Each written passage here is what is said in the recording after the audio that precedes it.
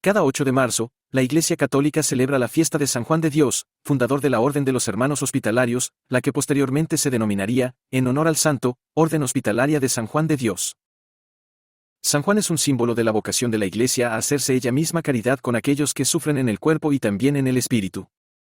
San Juan de Dios nació en Montemoro Novo, Montemayor, Portugal, el 8 de marzo de 1495 y, coincidentemente, fue llamado a la casa del padre también un 8 de marzo, pero de 1550, en Granada, España. Su nombre de pila fue Joao Ciudad de Duarte, aunque el mundo lo ha conocido siempre como Juan, Juan de los Enfermos. Joao, con tan solo 12 años, tomó rumbo hacia Toledo, España.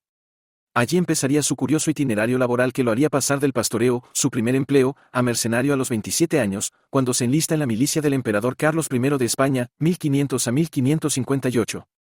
Poco le faltó para morir ahorcado a causa de un descuido suyo que comprometió a su compañía militar.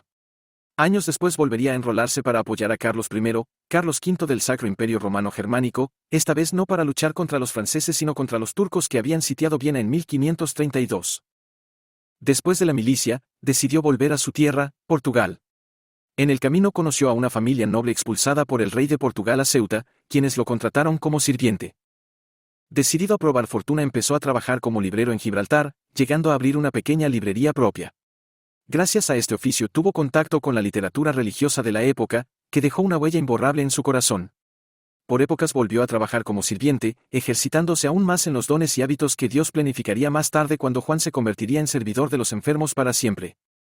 Finalmente, Juan se hizo enfermero por vocación y convicción, pues descubrió que el amor a los que sufren dolor era lo que más le movía y llenaba el corazón. Juan se quedó prendado de este noble oficio, con el que aprendió a tratar a diario con ese Jesús sufriente, vulnerable, esperando ser atendido y consolado, y que siempre está presente en cada persona enferma. Juan, cuando trabajó como sirviente, aprendió aquello de que en el servicio el amor se hace palpable, visible. Cristo se hizo servidor de todos y fue quien más amó y es quien más nos ama.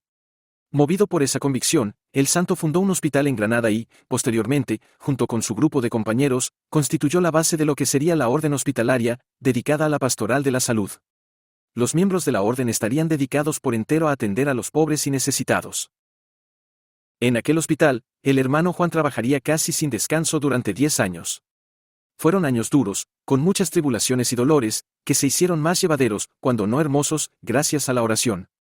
Sin Cristo, nada hubiese sido posible, pensaba Juan, son tantos los pobres que aquí llegan, que yo mismo, muchas veces estoy espantado cómo se pueden sustentar, mas Jesucristo lo provee todo y les da de comer.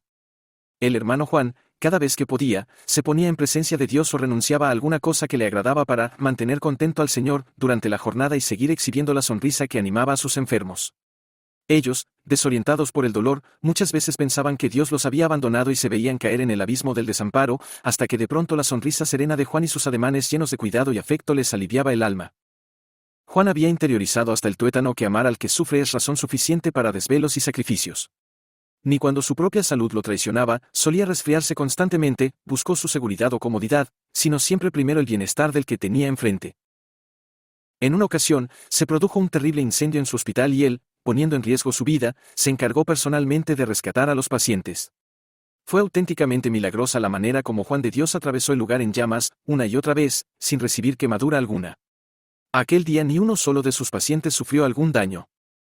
San Juan de Dios, además de ser patrono de hospitales y centros de salud, lo es de quienes trabajan en ellos en todas las áreas, médicos, enfermeros, administrativos y obreros, es decir, de todos los involucrados en preservar la salud y el valor de la vida humana.